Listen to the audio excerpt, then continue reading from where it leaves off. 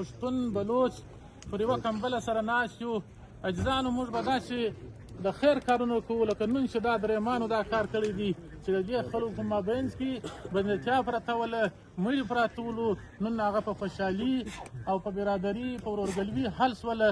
نو عاجزانو دا خاص موږ مشرانو ته کوو چې دا کار به موږ جاري ساتو. دا مشکلاتونه زموږ دا هېڅ څوک نشي راخلاصولی. دا مشکلاتونه به موږ په دې کمبلو خلاصوو، که د بلوچ که د پښتانه. عاجزانو نن وخت د دې نه دی، نن وخت د دې دی چې موږ د بلوچ د پښتانه دا ډېر ضرورت دی چې یو اتفاق موږ سره وکړو او یو اتحاد موږ سره وکړو. د بلوچو د پښتانه په مابینځ کې چې هره شخړې پرتې دي دا به موږ داسې په اتفاق حل کوو، سره کښېنو به.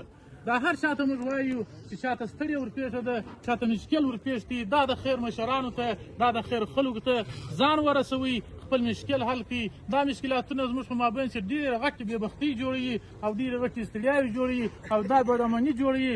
دا هر څه زموږ په مابینځ کې څه لرې کېږو چې موږ داسې اتفاق سره کوو او داسې اتحاد سره کوو، موږ سره کښېنو پر یوه کمبله باندې بلوچ پښتون سره ناست. دا مشکلاتونه داسې اسانه حل کېږي چې نن دا مشکلات په عدالت په کلو نه حل کېږي. پیسې به هم درته ځي، ستړی به هم یې، پریشانه به هم یې، چې مشر ته چې ځان ورسوي نن دا مشکل الله پاک په امر سره داسې اسانه حل سولو. نو نور زموږ مشکلاتونه هم داسې حل کېږي چې د هر چا په مابینځ کې مشکل دی، دې مشرانو ته چې ځان ورورسوي او د دې مشرانو سره چې ملاو شي، دا خپل مشکلاتونه دې حل شي، بیا به زموږ په مابینځ کې بسله راځي، مینه به راځي، محبت به راځي. دا مشرانو ته موږ دا خواست کوو چې دا کار به موږ جاري ساتو. نور ټول رواجونه موږ د لاسه که بلوڅ که پښتون دي موږ ورکړي دي، یو دا د کمبلې رواج پاتې دي، دا به موږ خوندي کوو، دا به د لاسه نه ورکړو. دا په دې مشرانو خوندي کېږي چې په دې کمبله ناست دي، که سرداران دي، که میران دي، که قبایلي مشران دي، که علما دي. موږ ته به رابطه د علماو سره ساتو، د علماو قدر به کوو، د علماو څخه به پوښتنې کوو. موږ ته به علاقه کې چې هر سړی یو مشر لري، علم یې، مشر یې، میر صاحب یې، سردار صاحب یې، خان یې، باید د هغه پرې ځان ورورسوي، دا خپل مشکل ورته کښېږي، دا مشکل هغه خلک د الله د رضا دپاره حل کوي. سرکار له ورڅه پیسې هم نه څه غواړي، تکلیف هم درکوي. دې مشران له راسه یې ورکړي، نه څه غواړي ستا دپاره د الله د رضا دپاره، که شپه یي که ورځې روان یي.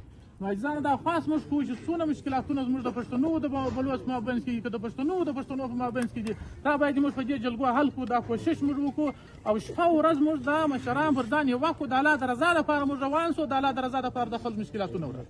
په دې کې چې د الله رضا یې دا مشکلات الله پاک به داسې حل کړي. د چا کور ته ورسې داسې دی لکه ته یو سړی روان یې، دوه روان یې، دوم درېیم نبي علیه السلام ستاسو ملګری شته، هغه سړي د زارۍ کوي، هغه پلاستیک کوي. دا خلکو موږ یو دا خواست کوو چې درېیم سړی درته کښېنستی، هغه یو مقصد په دې کې نه لري، دا درېیم سړی مه جوابوئ او دې درېیم سړي ته جواب مو ورکوئ او دې درېیم سړي ته دغه مو اختیار ورکوئ چې دا مجلسونه ګرده خلاص کړي. نو په دغه حال موږ دا مجلسونه حل کېږي لکه نو چې موږ په دا کمبله ناست یو، پر دې کمبله باندې سره خوشحاله یو. نو زه د مشر حاجي سید احمد خان چې دی سالس دی، په دې کې زه ډېر د کور ودانۍ وامه او دا نور ملګري ورسره دي، د هغو نومونه زما نه دي، زه د هغو د ډېر کور ودانۍ وامه. والسلام.